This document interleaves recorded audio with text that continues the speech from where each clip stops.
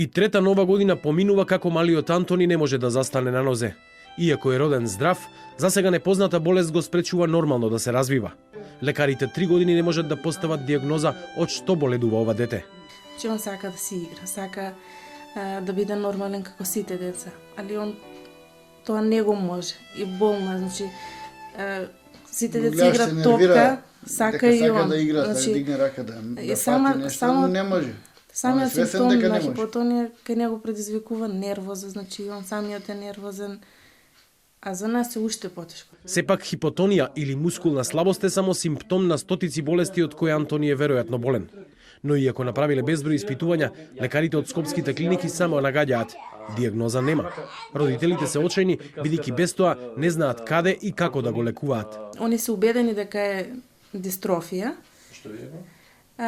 Дека тие деца не живеат долго, дека живеат до 18 години.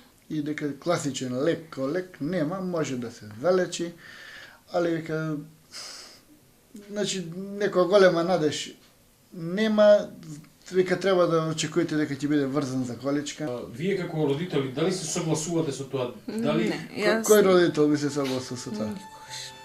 Тажната приказна за 3-годишното дете од Велешкото село Сујаклари почнува 3 дена по неговото раѓање. Прво, лекарите од Скопската гинекологија на родителите им соопштиле дека имаат здраво машко дете. По 3 дена им кажале дека бебето има сепса и пнеумонија и е во критична состојба. Родителите се сомневаат дека Антони се заразил поради негрижата на болничкиот персонал. Оваа фотографија на која тој речиси гол е направена во јануари 2014 година. Родителите тврдат дека кога го фотографирале, прозорецот до него бил отворен, а освен студот, во просторијата влегувале и прашина од градежните работи кои се изведувале во близина на болницата.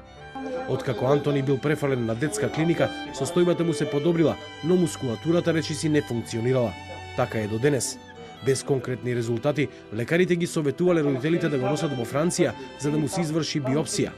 Иако овој зафат не е многу скап, Марина и Ферит немаат доволно пари, бидејќи им кажале дека државата не покрива диагностицирање во странство. Имаме отворено и сметка за Антони, така да ако се соберат парите здрави после нова година, сакаме да одиме, да го направиме испитувањето. Да не се одолжува уште повеќе, затоа што веќе 3 години ги изгубивме. И да не испадне истиот случај кој што беше и со детенце во Велес, Тамара. Семејството Махмудовски е безпоможно. Единствениот спас го гледаат во клиниката во Франција.